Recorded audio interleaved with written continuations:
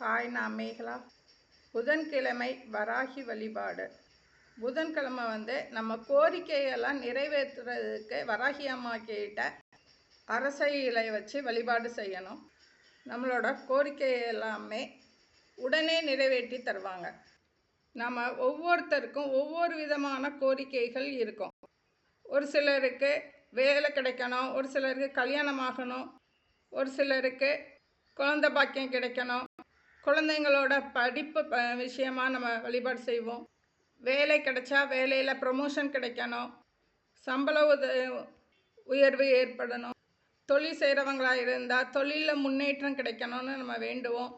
ஒவ்வொருத்தருக்கும் பலவிதமான கோரிக்கைகள் இருக்கும். அந்த கோரிக்கைகளை வராகி அம்மா கிட்ட புதன்கிழமை இரவு 8 மணிக்கு வழிபாடு செய்யலாம். வராகி அம்மாவோட விக்கிரகம் வீட்டில் இருந்துச்சுன்னா அதற்கு சந்தன காப்பு பண்ணணும். சந்தன காப்பு பண்ணிட்டு அரச மரத்து அரச இலையை 108 அரச இலை பறித்து வச்சுக்கிட்டு அதை நல்லா சுத்தமாக மஞ்சள் தண்ணியில் கழுவி எடுத்து வைக்கணும். ஒவ்வொரு அரச இலையிலையும் ஒரு கொட்டாம்பாக்கு வைக்கணும்.